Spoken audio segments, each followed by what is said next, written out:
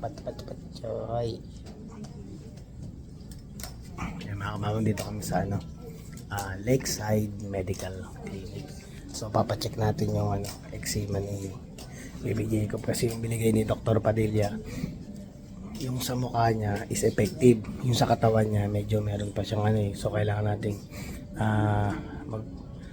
magpunta dito para mas ma-check up ng ano yung balat niya, kung ano yung natatamang gamot na pwedeng ilagay sa kanya kasi for sure, so far yung sa mukha niya is makinis na talaga. Yung sa may bandang mga yung mga kati-kati kasi normal daw talaga dito yung kasi hindi lang si Jacob yung nagkaroon ng ganito, lalo yung sa mga anak ng mga Pilipino kadalasan.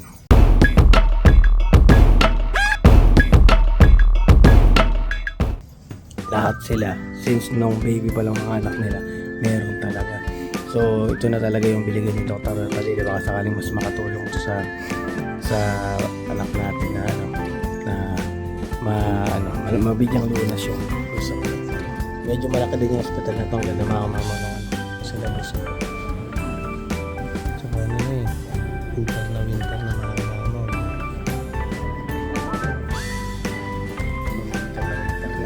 Lake Medical Clinic side. Mamay pala. Ipapasalamat tayo dun sa Beyond Cakes. Pinadalan nila tayo mga kamama ng tinapay. Napakasarap. Nakakatawa naman ngayon ang lumalapit ngayon sa vlog natin or nagiging blessing na binigay natin sa vlog is puro pagkain, which is nag-enjoy si Kamamo na matikman yung mga paninda nila. At the same time, ma-share sa inyo kung gaano ba talaga kasarap. Actually, tinikman ko na kagabi yung Korean cream cheese bread. Naku, napakasarap mga Kamamo. Yung naghalo yung konting tamis tsaka konting alat ng cream cheese. The same time, ang ganda ng pagkakamasa ng tinapay. So mamaya, syempre, gagawa tayo ng konting ano ba tinatawag nung kalami, parang yung demo kung gaano kasarap. Papakita ko sa inyo mga kamama pagka-uwi. Magmo-model-modelan tayo mga kamama. Ipopromote natin yung Korean cream cheese bread ng Beyond Cakes. Yan. Maraming salamat. Sana magustuhan niyo yung gagawin nating video. Lang din, parang suporta rin natin yan. Dito sa mga taga-Saskatoon, ipopost ko din yung Beyond Cakes. Ayan, sa mga gustong makatikim o gusto nyo para dumarating kayo sa point na ang lungkot kung kape lang ang kapartner sa umaga, diba? Samahan nyo na ng Korean cream cheese bread. Ayan. So mamaya papakita natin. Magiging tayo mamaya, model-modelan tayo. So far ngayon, hintayin natin muna yun. Mataba. Batchay. Kakagising lang mga mama, hinintay na namin yung gamot. May mga bago kami natutunan dun sa kay Doktora, pangalan ni Doktora? Parent. Yun. So yung pala, kailangan pala talaga pag may mga ganong senaryo dito sa mga bata, dapat pala mas madalas mo silang paliguan. So ngayon ina-advise niya parang twice a day. Tapos at the same time, ngayon namin nalaman na minsan daw paliguan na parang twice a week na lalagyan mo ng parang sunrocks ba yun? Bleach yung yung paliguan niya. Kumbaga malaking tulong din daw pala yun para yung usual daw kasi yung mga balat ng natin katulad nitong baby, hindi pa siya kumakain ng protein, tama, di ba? So yun ang kulang kasi sa kanya, kaya doon nagkakaroon ng ganyan kasi usual di naman nakakain talaga ng solid food na yung parang skin yung skin barrier niya yun, parang ayun, kaya nagkakaganto siya. Usually mga bata nagkakaganto dahil dry nga dito sa Canada, di katulad sa Pilipinas. So marami talagang dapat na i-apply na sa balat. So yung eczema hindi siya nawawala, lagi nandiyan lang yan. Pero syempre kung aagapan mo ng maayos at ma-maintain mo ng maayos yung sa balat ng bata, ma-avoid mo yung mga talagang malalaking klase na experience natin kasi first time nating nagka-baby dito sa Canada. Hindi natin alam na ganun pala kagrabe kung hindi mo maagapan ng mabuti. So ngayon, 2 beses siya maliligo sa isang araw. Tapos ano pa ba yung sinabi ni Doktora about dun sa yung sa pag mga klaseng ganung balat ulit? ano daw yung mga kailangan talagang moisturizer, no. Tapos may mga ginagamit kami na moisturizer na hindi na namin dapat gamitin, usually yung mga parang ay tawag doon yung di-pump na mga lotion na ganun, hindi daw pwede yun kasi may mga halo daw alcohol yun, so automatic nag-ano siya na parang ayun nag-evaporate, so may alcohol daw kasi mas maganda in-advise niya yung mga nasa parang mga nasa garapon, nasa garapon, yun yung mas magaganda daw na mas nag-i-stay ng matagal dun sa sa balat ng bata. So kailangan talaga from time to time na lalagyan mo talaga siya moisturizer. At the same time, yung pati sa paglalaban namin, ang in-advise is powder na powder na panlaba. Tapos wag na gumamit nung talagang mga fabric conditioner, tapos yung mga tag dito yung mga concentrated, di ba? Kasi masyado daw matapang yun, Kasi maasa. tayo damay. Mm-mm. Yung damit natin kasi yung damit natin damay kasi nga may pabango yun, di ba? Oo. Natin siyang binubuhat. So, Mm-mm.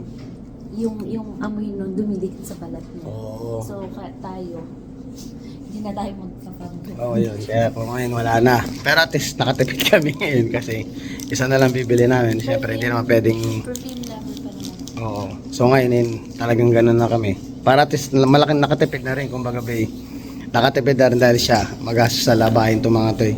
So ngayon lahat kami. Kung ano na lang ang inaano ng bata, na lang gagamitin namin. Kaya para hindi na rin magkakamali baka mamaya kahit sabihin natin gumagamit kami ng sa amin, tapos gagamitin namin bigla yung laundry na para sa bata. Siyempre may mga naiiwan pa rin doon sa yung amoy nun, yung nun sa So ngayon ganun, babaguhin na namin para at least kahit paano maagapan ng mabuti itong sa baby namin. Yan Hindi ko in-expect na mangyayari. Grabe, hindi namin sobrang kami, kumbaga nangangapa kami ngayon kung paano namin didiskarte. Pero syempre kahit paano nandiyan yung family doctor natin, si Dr. Padilla, na ginaguide tayo from time to time, na pag nagpapaschedule kami, nagpupunta kami kay Dr. Padilla. Tapos ito, medyo malayo to sa amin actually. Sa may bandang east side, malapit dito sa mga katrabaho natin na kila Almira, di ba? Kaya pala ang mga tao dito sensitive sila sa mga perfumes. Kasi yung pala ang pwedeng nagiging dahilan nun kasi may eczema sila. So ang mga doctors binabawalan sila sa mga may amoy, mababango, kaya sila kapag nakakaamoy parang allergy. So yun pala napansin namin kasi yung mga puti hindi masyadong nagpapabango. So yun pala isa sa mga reason dahil dun sa weather tsaka sa nakalakihan nilang dito, kumbaga climate, talaga sila. Parang masanay na sila sa ganun, kaya akala natin bakit hindi sila nagpapabango. Kasi tayo sa Pilipinas, hindi pwedeng hindi nagpapabango kasi usual talaga mainit sa Pilipinas, tsaka humid kasi sa Pilipinas, di ba? Yung pala naging cause ng allergy, kaya pala nakasanayan nila na hindi sila talaga gumagamit ng pabango. Yung iba talagang allergic sila sa amoy. Pero hindi ko lang sabihin, pwede palang maging factor yun bakit hindi sila gumagamit ng mga perfumes. Yun yung natin. Kasi sensitive yung balat. So ngayon alam nyo na bakit hindi nagpapabango masyado yung mga puti.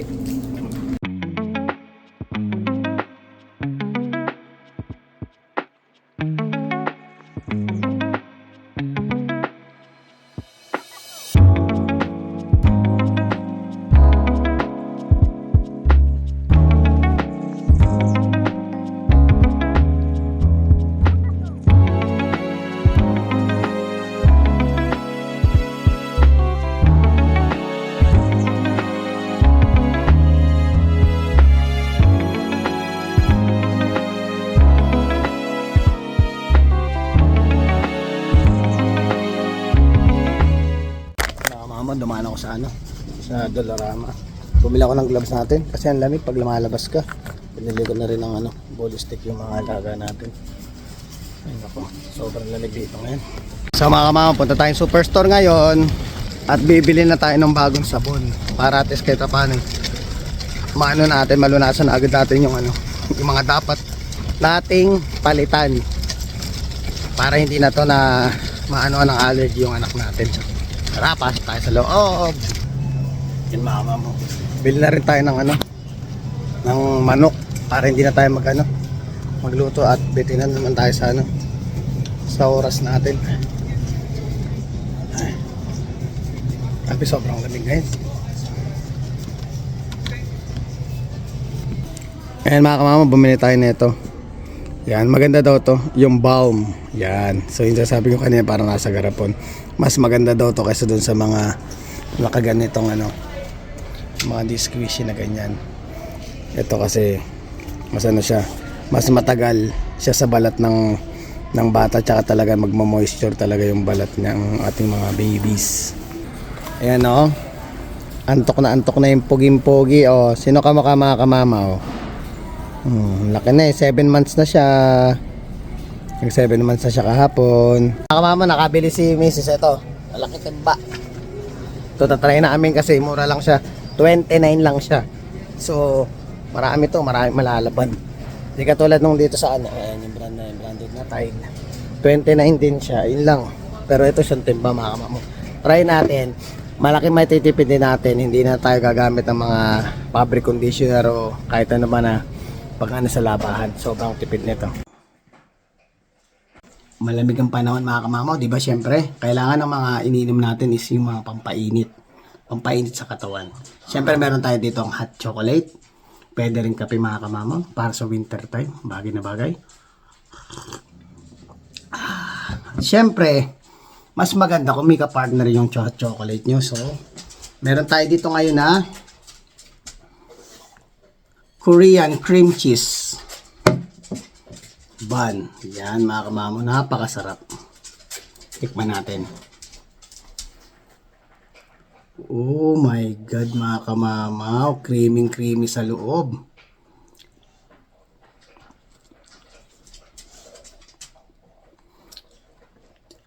Sarap mga kamamaw, naghahalo yung alat tsaka tamis sa loob ng ano, tinapay. Tsaka mga kamamaw, tingnan niyo naman kung gaano ka ganda ng pagkaka-bake ng tinapay. Napakalambot. Sarap mga kamamaw. Natatakam na ba kayo? Order na kayo dito. Yan o. Sarap, di ba?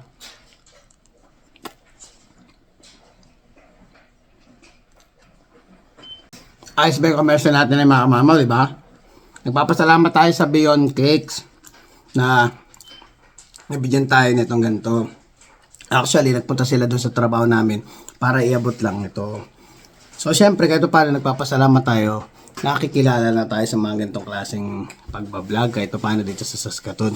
Kaya nagpapasalamat tayo sa Beyond Cakes sa mga gustong umorder. I think 6 pieces is $20 and then $38 yung at 1 dozen. So, sa mga gusto, order na. Panalo ko. Ayun mga kamamo, ito yung mga nabili natin gamot. Okay baby yan. Ito. Taromometazole cream. Yan. Ito, Blair. Talagay. Sinulatan na nung bili na namin ng gamot din sa pharmacy para alam namin paano gamitin. And meron din siyang ito, PDP Desonide.